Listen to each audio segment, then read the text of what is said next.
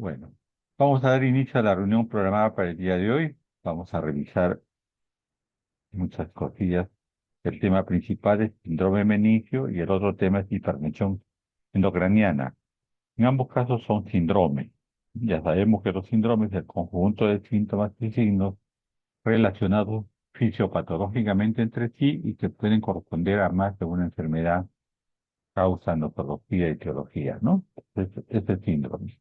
Muy bien, vamos a revisar. Siempre comenzamos por la definición. Síndrome meningio son manifestaciones que se originan en la irritación de la leptomeninge, que funcionalmente es una serosa que cubre el sistema nervioso central. ¿Muy bien? Esta leptomeninge, que es la primera parte externa de la capa de la meninge, es la que están expuestas justamente a tener agresiones, en este caso manifestaciones de irritación que pueden ocasionar justamente síntomas distintos que vamos a pasar a verlos. Esta inflamación puede ser de carácter agudo o crónico. Depende el tiempo y depende de la expresión de los síntomas que vamos a observar.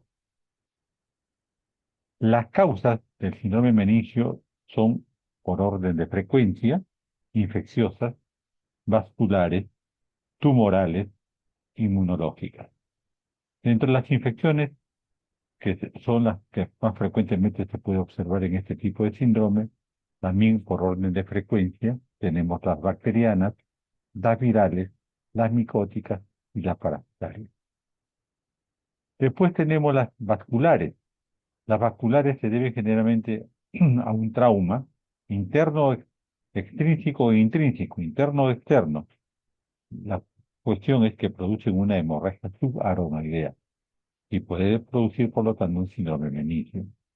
Ya en forma más infrecuente son las tumorales y mucho más infrecuentes las inmunológicas. Si hablamos nosotros del síndrome meningio en sus causas más frecuentes, estamos diciendo que son las infecciosas, y estas infecciosas afectan justamente la parte más superficial de la meninges. El término general es meningitis. También por orden de frecuencia, la meningitis piógena puede ser producida por neumococo, por meningococo y por Haemophilus influenzae, también por orden de frecuencia.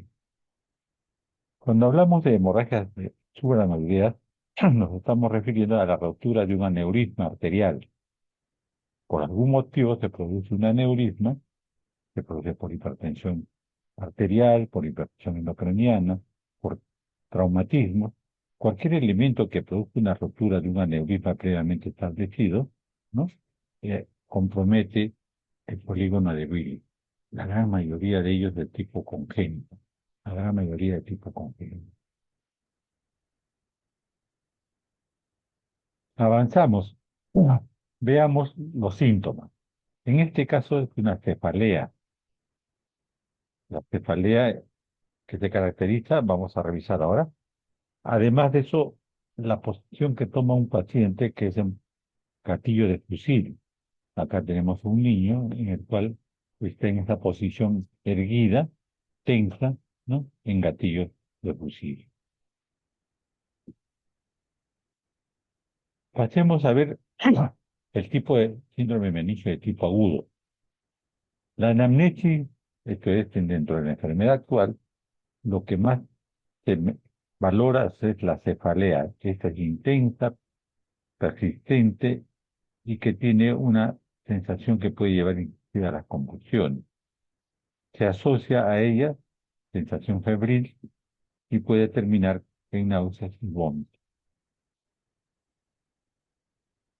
Se sabe, se sabe que en forma aguda, se sabe que en forma aguda, eh, se acompaña de un decaimiento físico inmediato, hay un embotamiento psíquico, el paciente se desvincula del medio ambiente, ¿no? Y todo esto es en corto tiempo, en menos de un minuto.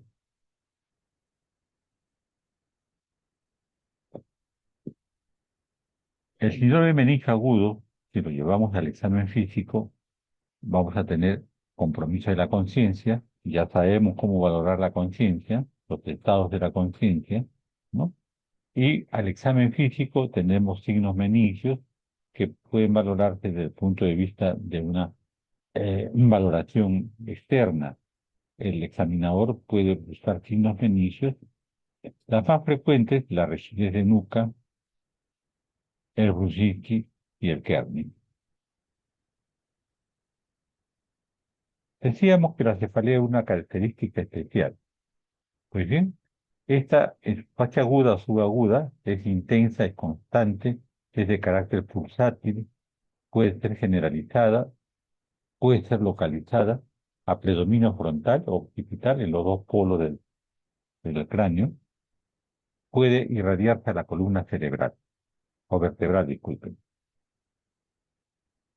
La fiebre, que acompaña muchas veces, es una aparición en forma súbita, pero que no necesariamente se asocia a ella, o sea, no necesariamente la vamos a tener siempre constantemente presente. Pero si existe la fiebre, ya nos orienta rápidamente que el proceso es infeccioso. Y hemos visto que la causa más frecuente son las infecciones.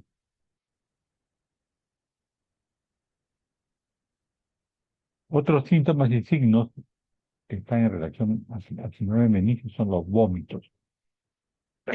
Recuerden ustedes que los vómitos desde el punto de vista digestivo es una forma de valoración del estómago que está generalmente ocluido o irritado. Previamente hay sintomatología gástrica, hay un síndrome diséptico, hay elementos de acidez gástrica, elementos que sencillamente nos orientan a que el paciente ha tenido un proceso infeccioso a nivel del estómago. En este caso, En este caso, no existe ningún tipo de prodromos que nos orienten a que sea un problema gástrico. Es habitualmente súbito, la aparición es paralela a la instalación del dolor de cabeza, de la cefalea, ¿no? Eh, y por lo tanto, los síntomas gástricos o enterogástricos casi no existen. Las náuseas pueden existir. Se dice que en un porcentaje moderado puede haber náuseas previas, pero muchas veces los vómitos son explosivos, son violentos, sin causa previa. Los pacientes con síntomas y síndrome de inicio en forma paralela comienzan a tener problemas de fobia, fobia a la luz, fobia a los ruidos. Y desde el punto de vista sensitivo, el paciente se proyecta y se vuelve hostil. Al menor contacto puede haber una hiperestesia cutánea que sensibiliza el dolor. Desde el punto de vista vegetativo, se ha visto la famosa raya meningia de Trousseau, eso lo pueden revisar en práctica, que es como una aparición al rostro de una línea pálida que enrojece rápidamente en la zona donde se hace contacto, la raya meningia de Trousseau.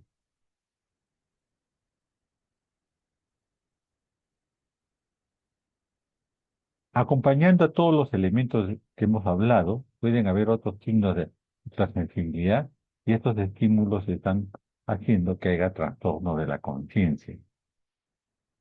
Desde una confusión mental, estamos hablando del primer nivel de estado de conciencia patológica, hasta el coma. Tenemos todo un proceso, de acuerdo a la clasificación, que el síndrome meningio puede iniciarse en una cosa muy simple, como es el embotamiento de la conciencia, la parte convulsional, y puede terminar en un estado de coma, ¿no? Estos elementos que estamos conversando nos orientarán a la gravedad. El pronóstico de gravedad justamente está en relación en este momento a los niveles de conciencia comprometidos.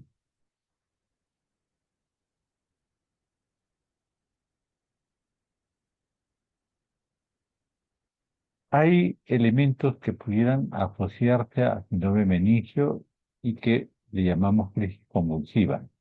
Estas crisis convulsivas, las los movimientos tónico-clónicos de los miembros, ¿no? Pueden ser totalmente generalizadas o pueden ser focales. ¿Sí?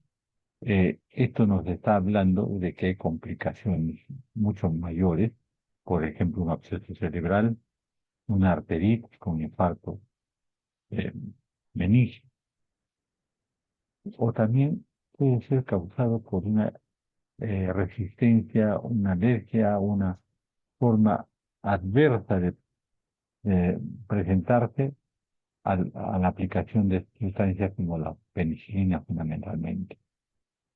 La sensibilidad a la penicilina puede comportarse con un problema de crisis convulsiva que pueden semejar muchas veces elementos sintomáticos benignos. En este caso hay que hacer un diagnóstico diferencial de pacientes epilépticos que nosotros conocemos mediante la historia clínica, o los que debutan o hacen crisis convulsivas en forma súbita. En este caso sería un diagnóstico diferencial de síntomas.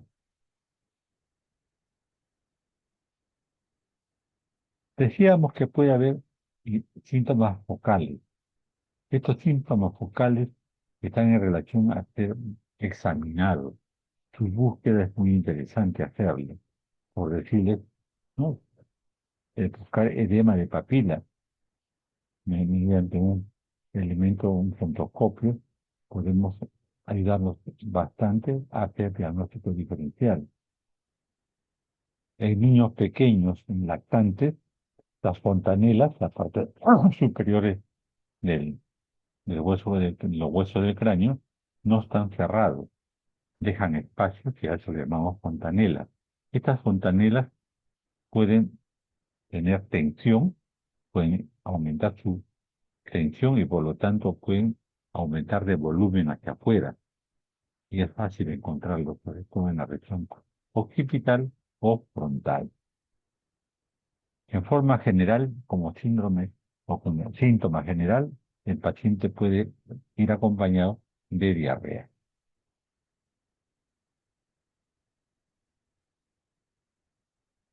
Pues bien, para resumir, los signos meningios se producen por inflamación meningia debido a diferentes causas. La causa más frecuente es infecciosa, hemorrágica, de tipo subgranoideo. Los signos meningios son fácil detectables si nosotros hacemos un examen físico buscando justamente elementos de irritación meningia. Los más frecuentes es la rigidez de nuca, como le decía inicialmente, los signos de Brudzinski y los signos de Kerning. Ahora lo vamos a revisar cada uno de ellos desde el punto de vista conceptual. Eh, la rigidez de nuca en un paciente es interesante reconocer. Quizás sea la rigidez nuca la más accesible a buscarla y por lo tanto más importante. Acá le voy a hacer una descripción para que después veamos en un esquema. Primeramente, el paciente está colocado de cúbito dorsal o de cúbito supino, con el cuello en el mismo nivel del tronco, sin almohada. Se produce una flexión del cuello al intentar llevar el mentón hacia la región external, porque el mentón sobre el pecho. Con las dos manos la vamos a mover hacia adelante y va a ser positivo cuando nosotros encontramos una resistencia que tenemos que aprenderla a valorar cada vez que vemos este problema.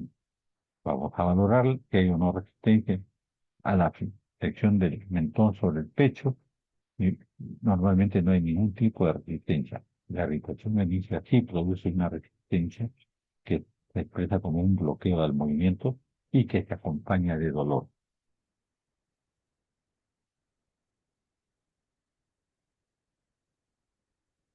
Por lo pronto, miren ustedes, acá tienen el niño, levantamos al niño la cabecita y al levantarlo vamos a encontrar una resistencia para hacer el mismo. Eso es rigidez nuca. Eso es rigidez nuca. Ahora hay otro signo meningio, vamos a revisarlo rápidamente. En el Brudzinski 1. Uno. Con el paciente en decúbito dorsal, el examinador pasa la mano izquierda por detrás de la cabeza del paciente mientras apoya su mano derecha en el pecho y a continuación provoca una flexión brusca de la cabeza sobre el tronco. El Brzezinski 1 es positivo si en dicho momento también se flexiona la rodilla.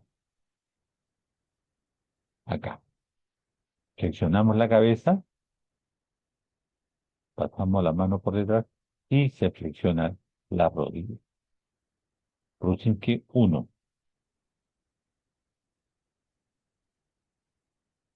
Existe una maniobra sucedánea de Brzezinski 1 que es el Brzezinski 2. Le voy a leer también acá. Con el paciente en decúbito dorsal, el examinador flexiona la pierna sobre el muslo y este sobre la pelvis. La maniobra es positiva si el otro miembro también se flexiona independientemente.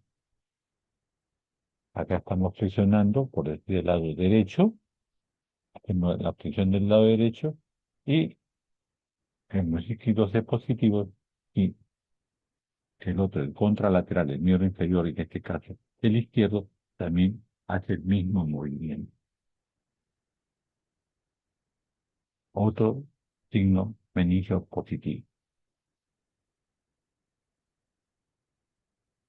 Acá lo tenemos en el esquema. Estamos trabajando con en este caso con el miembro inferior izquierdo. Estamos haciendo el levantamiento y intuitivamente, paralelamente, el lado derecho también lo hace. Signo de la pierna o contralateral del Brzezinski 2. Signo meningio. Ya van dos entonces. Rígidos de nuca, el Brzezinski 1 y 2. Hay otro signo, el de Kernick.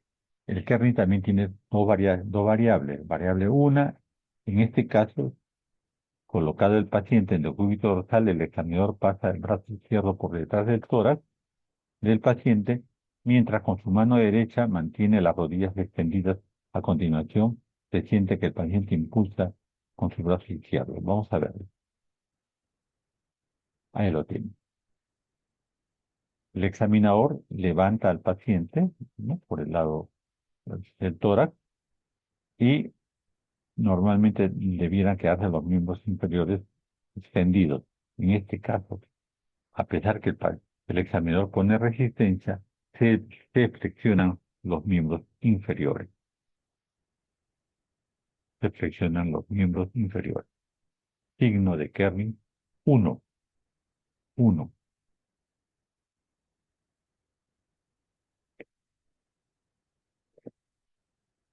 La maniobra es positiva, tal como lo he dicho, vamos a repasar nuevamente. Cuando al llegar a la posición sentado, el paciente flexiona las rodillas pese a la oposición del examinador. Se observa como un síndrome meningitis. Se lo tiene, se levanta el paciente y la presión de los miembros inferiores se ve automáticamente. Signo menúsculo, Kerning 1.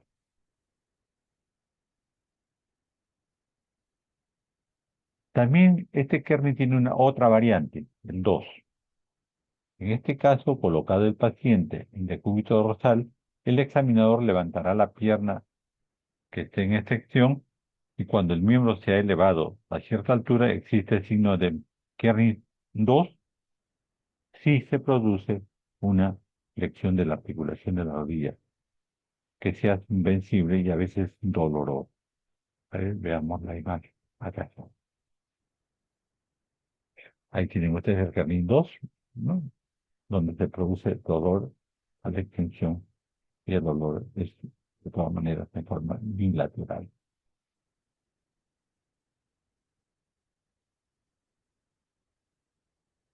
Muy bien, esto es lo que se refiere a síndrome meningios. Vamos a hacer una extensión de lo que es el síndrome meningio a otro síndrome algo parecido, algo semejante, pero que tiene sus propias características. El síndrome de hipertensión endocraniana. Síndrome de hipertensión endocraniana.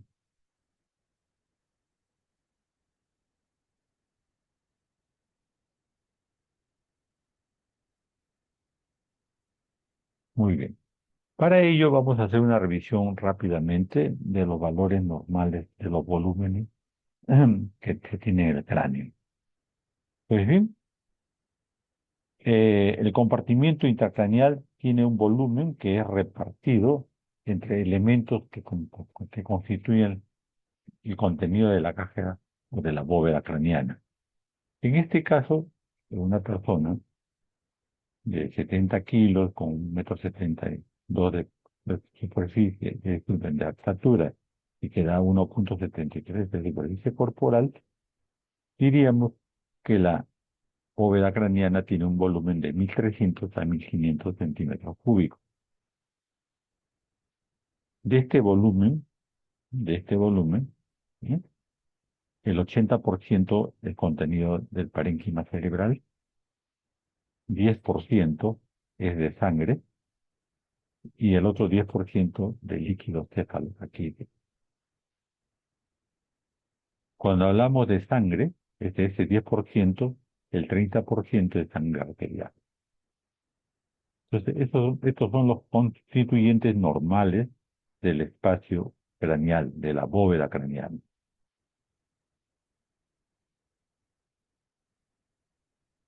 Eh, si nosotros hacemos una masa intracraneal que ésta crezca o aumente, a medida que aumenta, va a crear un desplazamiento del líquido cefalorraquídeo.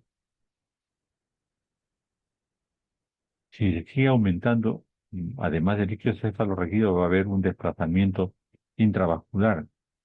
Todo esto, estos dos elementos líquidos, porque hay un mecanismo de compensación.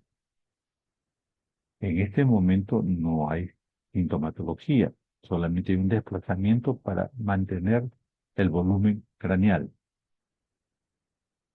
Pero cuando esto ya comienza a aumentar y comienza a producir sintomatología, entonces hay una presión intracraneana que va fuera de los límites normales.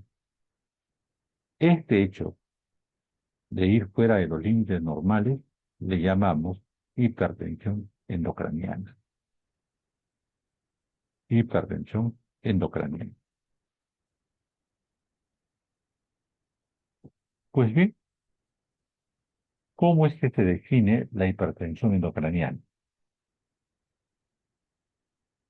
Se dice que es el conjunto de signos y síntomas ocasionados por el aumento de la presión dentro de la cavidad craneal.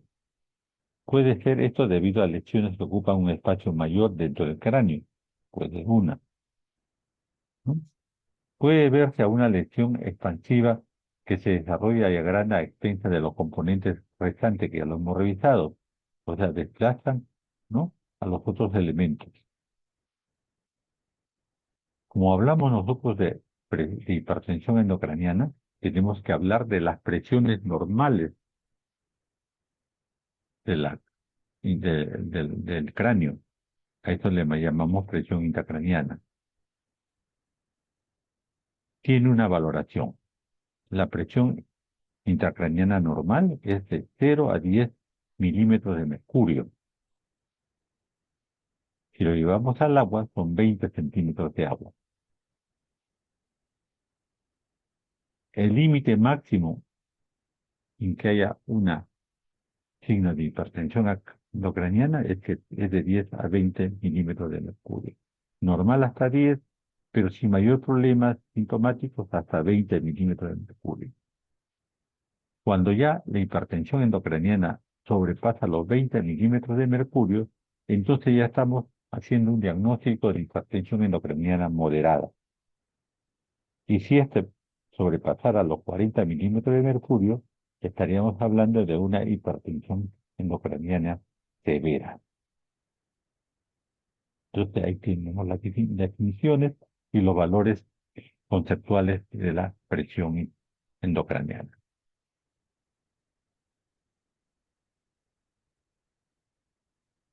Para hablar de hipertensión endocraniana, primeramente también hay que hablar de líquido cefalorraquídeo. Por estudios de fisiología, ustedes saben que el líquido cefalorraquídeo se produce principalmente en los plexos coroideos. Eso es, a cada lado del ventrículo lateral. Eh, el drenaje de este líquido eh, cefalorraquídeo se produce, ¿no?, del cerebro hacia los agujeros de Lusansky y de Mangini. El drenaje se produce y se van hacia los agujeros de Lusansky y de Mangini. Normalmente discurre sobre toda la corteza cerebral para ser absorbido por el sistema venoso a lo largo del seno longitudinal superior. Normalmente, por lo tanto, los volúmenes que se producen son dinámicos y el volumen es constante ante un dinamismo justamente de la valoración de que se hace del líquido cefalorraquídeo. Los ventrículos y los espacios que rodean al cerebro y a la médula, no solamente al cerebro, sino los bordes externos de la médula están cubiertos, protegidos, lubricados por el líquido cefalorraquídeo, ¿no?, hace que este volumen funcione en tal forma de que va a tener un drenaje, decimos, y que va a ser repuesto en forma constante, haciendo que sea una contraposición de normalidad. Decíamos también que normalmente, ¿no?, la presión intracraneal debe mantenerse por debajo de 20 milímetros. Normal serán 10 milímetros de mercurio.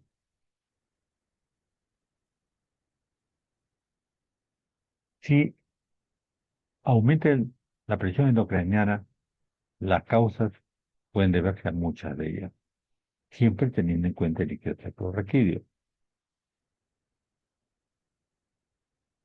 Decíamos 10 milímetros normal, 20 milímetros máximo, pero ¿en qué momentos las molestias comienzan a aparecer? Entre 30 y 40 milímetros de mercurio.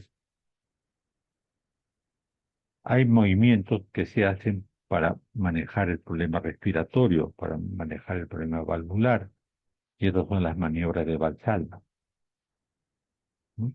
La tos, por decirles, aumenta el volumen por encima de 30. La expiración de la glotis cerrada para tratar de manejar nuestro problema cardiovascular, la maniobra de Valsalva, aumenta de 30 a 45 milímetros de mercurio y podemos lograr, aquí en una hipertensión, una pseudohipertensión intracraniana, normalizar nuestro corazón por acto reflejo. Pues bien, esos son hechos constantemente y fortuitos. Pero, ¿qué puede haber? ¿Qué puede haber que aumente el volumen endocraniano y que vaya afectando a la presión del líquido cefalorraquídeo? Primeramente puede darse aumento de la producción de líquido cefalorraquídeo. Puede suceder lo opuesto, disminución de la producción de líquido cefalorraquídeo, una obstrucción. Puede haber un incremento de la presión venosa, patología diferente. Puede haber obstrucción de la circulación del líquido cefalorraquídeo, mecánico, tumoral, infeccioso. Puede haber aumento del tejido cerebral, una neoplasia, un quiste, un tumor. Puede haber edema cerebral de origen isquémico. Todos estos producen una dispraxia ocular. Que, o sea que podemos nosotros valorar las causas o las podemos ver cuando hacemos un fondo de ojo. Ya vamos a llegar ahí. Solamente para puntualizar, si hablamos de lesiones expansivas de crecimiento rápido, tenemos los tumores, los abscesos, los quistes, los granulomas, las hemorragias y las aneurismas cerebrales. Si hablamos de afecciones de obstrucción del flujo, tenemos la hidrocefalia congénita o adquirida, la meningitis o el meningoencefalitis, con bloqueo de espacio subaracnoideo, fractura de cráneo, o sea, de forma traumática. Podemos tener enfermedades con congestión venosa, ya no hablamos arterial, no hablamos tumoral, no aumentamos el líquido cefalorraquídeo, pero hay enfermedades de congestión venosa cerebral que pueden conllevar a meningitis, meningoencefalitis, edema cerebral, ce- encefalopatías hipertensivas y con lesiones o trombosis venosas. Entonces son etiologías de la hipertensión endocraniana, las expansivas de crecimiento rápido, las afecciones por obstrucción del flujo de líquido cefalorraquídeo y las enfermedades por oclusión venosa cerebral, etiología de la hipertensión endocrinal.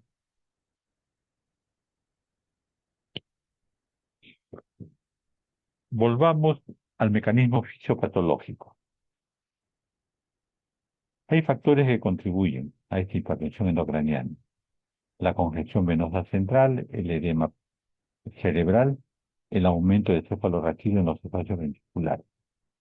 Cada uno de estos elementos pudieran producir imágenes de la tomografía.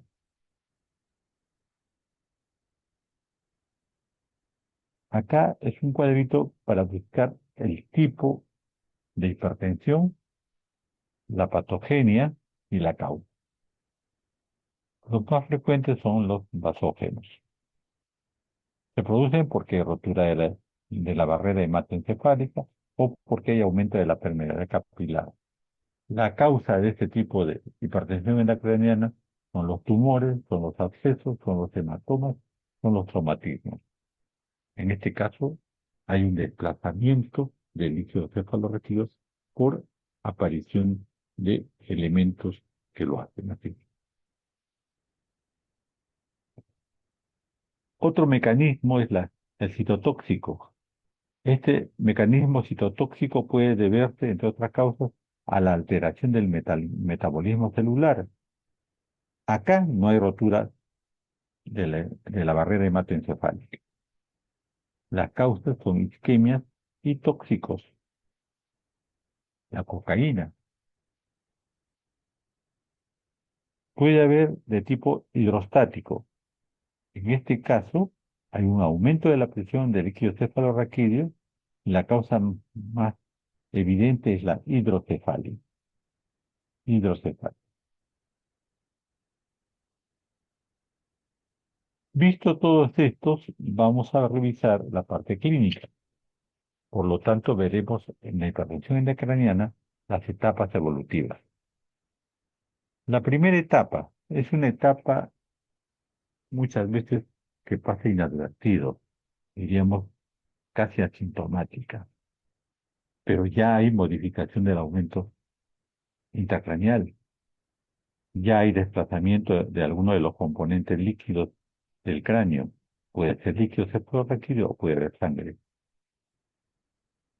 Desde el punto de vista de la presión intracraniana, no se observan todavía puntualmente valoraciones cuantitativas que nos hagan ver, pero paulatinamente va aumentando la presión y en un determinado momento pasamos a la siguiente etapa. En esta primera etapa puede haber o no síntomas, puede haber alguna cosa que nos llame la atención, como que ha sucedido algún elemento extraño, sobre todo en personas normalmente sanas, totalmente asintomáticas, personas de mediana edad o joven, porque en las personas mayores sí se transgiversa o se confunden algunos elementos. La primera etapa. En la segunda etapa, la elevación de la presión intracraniana es leve y comienza a aparecer los síntomas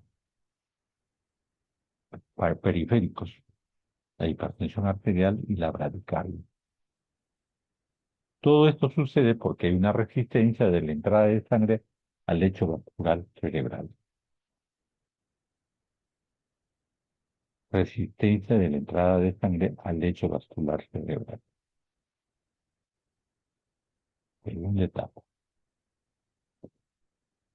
La tercera etapa ya hay una sintomatología más evidente, se producen herniaciones y es que nosotros hacemos una tomografía y existe alteraciones neurológicas porque hay un resultado de hipoxia y isquemia cerebral, ya los niveles de conciencia comienzan a sufrir, ya comienzan a hundirse, a disminuirse, y por lo tanto ya es más evidente que existe un problema cerebral. La cuarta etapa, que desgraciadamente muchas veces, un buen número de veces el paciente llega en este estado a la emergencia del hospital, no hay mucho que hacer. En este momento de la cuarta etapa, los compromisos es a nivel vulvar. El deterioro, el deterioro mental es severo, con un Glasgow menos de 7. En este momento, las probabilidades de una mejoría casi no existen. Se dice que hay una irreversibilidad del proceso. Las manifestaciones clínicas son evidentes. Las funciones autónomas ya no son controladas adecuadamente. En todo caso, esta es la etapa terminal del proceso de hipertensión endocraniana. Resumiendo todo lo que hemos conversado desde el punto de vista semiológico, hay que buscar en nuestros pacientes la tríada clásica: cefalea, vómitos, vómitos explosivos, vómitos sin el coquetazo, como hablábamos del síndrome del inicio, y el examen del ojo. El oftalmoscopio no sirve para ello, hay que buscar edema de la papila. Edema papilar ya es confirmación de que estamos ante una hipertensión endocraniana de tipo 3 o 4.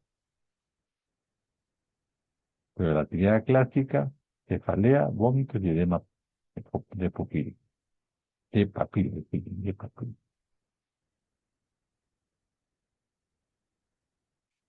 Desde el punto de vista del estado de conciencia, la somnolencia, trastorno de la psiquique asociada a la cefalea y al vómito.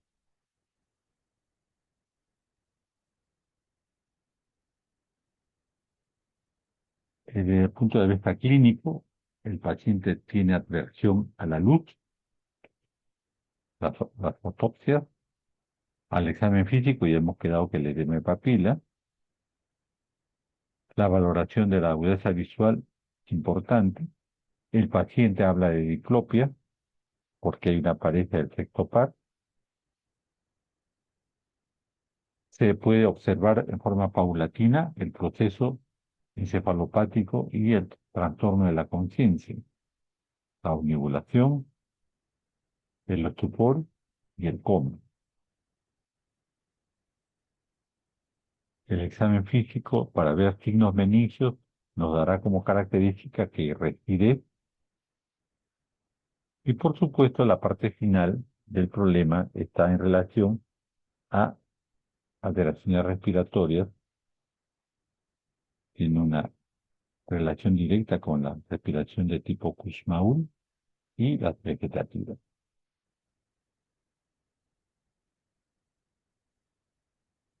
Acá es una clasificación de cómo son las respiraciones que ustedes ya conocen y qué nivel de injuria, qué nivel del encéfalo puede estar comprometido. El Cheyne-Stokes, que es la parte respiratoria más que todo, el diencéfalo, la hiperventilación, el mesencéfalo, la ataxia respiratoria, la protuberancia, la apnea y el paro respiratorio pulvorraquídeo. Son niveles de compromisos anatómicos estructurales que van haciendo de forma progresiva en estas manifestaciones de hipertensión endocraniana. Generalmente son los elementos de diagnóstico final. Acá les dejo ahí para que lean lo que es un Stop, que es muy interesante, ya lo conocen, ustedes en respiratorio lo hemos hecho. De todas maneras lo escribo nuevamente para que sepan. La cefalea, que hemos explicado las características, el vómito, que también lo hemos dicho, La característica es que el 70% no se posee de náuseas, vómito en escopetazos, y un 30% puede ir a precedidas de vómito. El papiledema, que es característica de la hipertensión endocraniana, que se desarrolla en forma gradual y paulatina, podemos evolucionar mediante el oftalmoscopio, el examen de fondo de ojo, la valoración de nuestros pacientes en emergencia, en unidad de cuidados intensivos. La valoración del papiledema es muy importante para ver evolución. Se dice que a veces, y eso sí yo lo he comprobado muchas veces, en algunas oportunidades, que no siempre el papiledema puede ser el punto de manejo para ese diagnóstico final, porque pudiera no existir.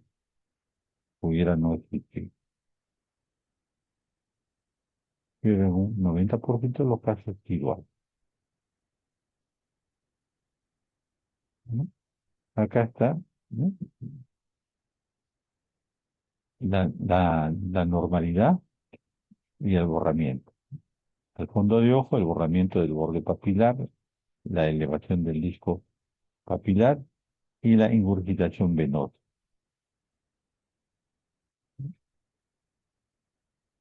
En el lado izquierdo, sobre ustedes, en el lado derecho, la normalidad. Es una imagen de un fondo de ojo.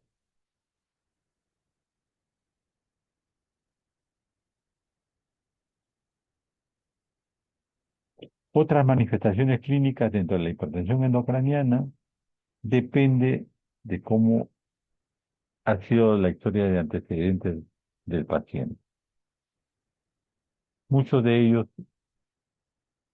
pueden tener trastornos de estado de conciencia inicial que nos llevan más rápidamente a examinarlo desde el punto de vista de la valoración del fondo de ojo. Y muchas veces podemos dar ayuda inmediata al paciente.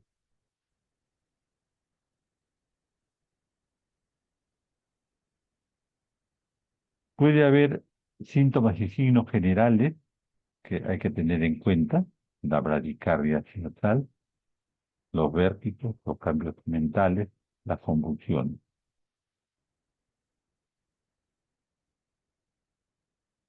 Y por lo tanto, todos estos elementos deben orientarnos en un primer momento a hipertensión endocraniana y en un segundo momento, ¿o no?, a unas manifestaciones de signos meningios.